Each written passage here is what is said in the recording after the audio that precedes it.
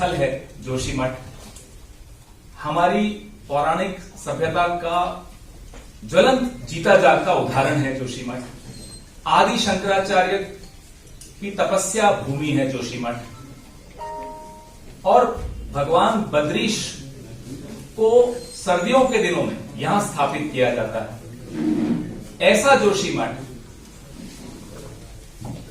उसके साथ जो पिछले दिनों में हो रहा है, परिवार उजड़ रहे हैं, घरों में, मंदिरों में, यहां तक कि आदि शंकराचार्य जी का जो ज्योतिमठ है वो टूट रहा है। शिवलिंग में क्रैक्स आ गए हैं।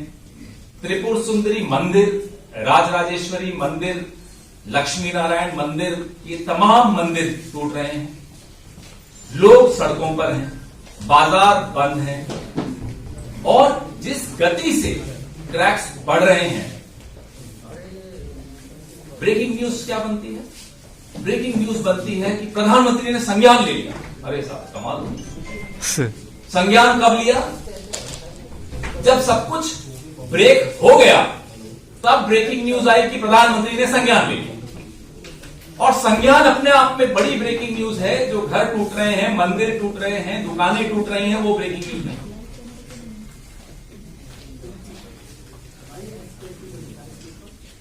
जीडी अग्रवाल नाम के बहुत बड़े एक्टिविस्ट हुआ करते थे।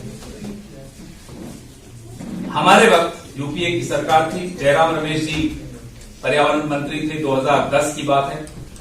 600 मेगावाट का लोहारीनाग पाला एक प्रोजेक्ट था, उसके विरोध में जीडी अग्रवाल जी धरने पर बैठे और उस धरने के बाद यूपीए सरकार ने, जयराम रमेश जी मंत्री थे जिसमें मनमोहन सिंह जी प्रधानमंत्री थे, उस प्रोजेक्ट को रोक दिया। भैया फोन किया, जो भी आप बात कर रहे हैं प्लीज थोड़ा शांति से। उस प्रोजेक्ट को वहीं रोक दिया। ये 2010 की बात है। तुलना कीजिए, वही जीडी अग्रवाल 2018 में भागीरथी नदी पर जो डैम्स बन रहे थे उसके खिलाफ धरने पर बैठे। इस सरकार ने क्या किया? उनको जबरदस्ती उठा दिया, वहां से ले गए और जिन परिस्थितियों में उनकी मौत हुई वो अपने आप में एक पीड़ादायक बात है। तुलना ये दोनों सरकारों की बता रहा हूं। यूपीए हमेशा सामंजस्य की बात करे, सामंजस्य प्रकृति में, सामंजस्य विकास में। आज की सरकार सामंजस्य छोड़ दीजिए, लोगों की सुनना छोड़ दीजिए, विशेषज्ञों की सुनना छोड़ दीजिए। एक उदाहरण मैं आपको देता हूं, रवि चोपड़ा नाम के एक विशेषज्ञ था, पर्यावरणविद था। मॉनिटरिंग कमेटी से उन्होंने इस्तीफा दे दिया क्योंकि उनकी बात नहीं सुनी जा रही। 4 धाम रेलवे परियोजना में वो बार बार कहते रहे कि इतना चौड़ा मत करिए सड़कों को कि पहाड़ों का जो ढलान है वो सीधी हो जाएगी, उसके बाद चट्टानी गिरती हैं, उसके बाद पूरा वहां सामंजस्य बिगड़ जाता है और वो एक इकोलॉजिकल डिजास्टर बन जाता है। उनकी नहीं सुनी जा रही थी, उनका जमीर था, उन्होंने इस्तीफा दे दी।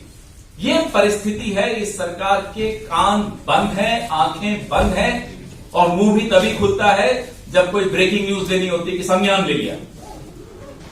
अरे आपने संज्ञान लिया, 4-5 दिन तक लगातार वहां लोग त्राही त्राही कर रहे हैं।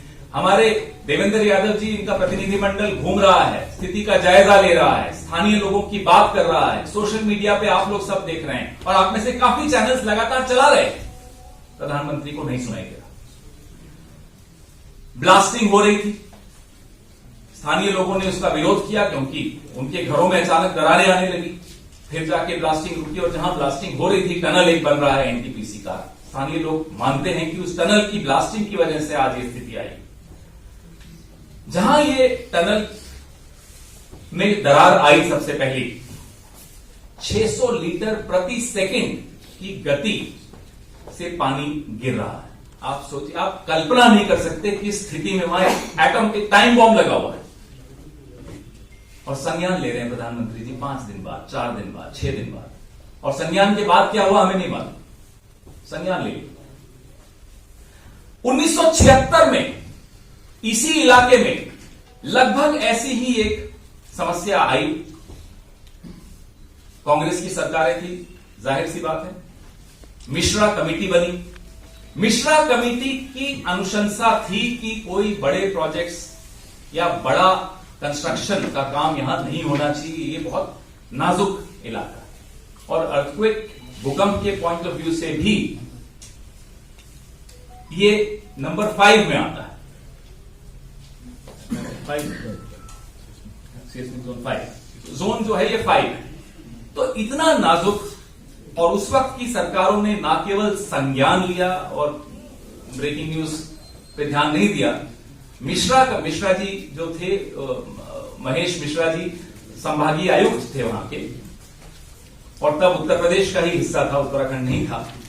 मिश्रा कमेटी की रिपोर्ट का पालन आने वाली कई सरकारों ने लगातार किया जब भी कोई बड़ा प्रोजेक्ट इस इलाके में था। यहां तक कि जब जयराम रमेश जी के संज्ञान में जीडी अग्रवाल जी लाए इस मुद्दे को, वहां कंस्ट्रक्शन के मुद्दे को और पावर प्रोजेक्ट्स के मुद्दे को, जयराम रमेश जी ने भी मिश्रा कमेटी की रिपोर्ट को अपनी टेबल पर सबसे ऊपर रखा। इन सरकारों ने मिश्रा कमेटी का नाम नहीं सुना होगा, मैं आपको बता सकता हूं। कम से कम प्रधानमंत्री कार्यालय ने बिल्कुल नहीं सुना। और यहां देवेंद्र यादव जी हो या सुजाता जी हो या मनीष खंडूरी जी हो या मैं हूं, हम लोग कोई ज्यादा हमारा इस दखल नहीं है निर्णय लेने में वहां, क्योंकि सरकारें हमारी नहीं है। लेकिन कम से कम इतना मालूम होना चाहिए कि उस इलाके का इतिहास क्या रहा है, विकास का इतिहास क्या रहा है, सरकारों ने कैसे रिस्पॉन्ड किया इस तरह की समस्याओं को, इस तरह की दिक्कतें जब आई। हमारी ये मांग है जोशीमठ में जो हो रहा है, जो त्रासदी है, उसको राष्ट्रीय आपदा घोषित किया जाए, क्योंकि राज्य सरकार के बस की नहीं है कि वो इसमें कुछ ठोस कदम उठा पाए। और हम यह भी चाहते हैं कि जो 5,000 रुपए आप मुआवजा दे रहे हैं, वो बिल्कुल एक घिनौना मजाक कर रहे हैं आप वहां के लोगों के साथ। It's a cruel joke on the people of Joshimath. 5,000 रुपए आप उनको मुआवजा देंगे? ये मानव रचित आपदा है, यह बात हमें स्पष्ट, इसको कोई प्राकृतिक आपदा नहीं माना जा सकता। जो सुरंग है जिसकी वजह से यह मानव रचित आपदा हुई है, उसको तुरंत बंद कर दिया जाए और लोहारीनाग, पाला और पाला मनेरी परियोजना की जो सुरंगें हैं उनको भरने का काम तुरंत शुरू कर दिया जाए। ये परियोजना हमने रोकी थी, जो मैं बार बार आपको उदाहरण दे रहा हूं, ये वही परियोजना है जिनको हमने रोक दिया था। सुरंगों को सिर्फ भरने का काम है, वो नहीं कर पा रहे और नई और सुरंगें खोद रहे हैं। जो रेलवे का कोई भी बड़ा काम इस पर्वतीय आपदा का जिससे खतरा पैदा हो जाए, उसे वहां तुरंत बंद कर दिया जाए। गहन अध्ययन करके चरणबद्ध तरीके से ही उनको मंजूरी दी जाए और बिना सोचे समझे जो आप प्रकृति की सुरक्षा किए बगैर एक अनियंत्रित विकास जो आप पहाड़ों में ला रहे हैं, उसका जो खामियाजा है आज तो जोशीमठ के बाशिंदे और जनता भुगत रही है। लेकिन आने वाले दिनों में, महीनों में, सालों में पूरा ये जो इलाका है, ये इस तरह की त्रासदियां बार बार दोहराई जाएंगी। आपको याद होगा फरवरी 2021 में 200 लोगों ने जान गंवाई थी, चमोली में आपदा आई थी, वो भी मानव रचित आपदा।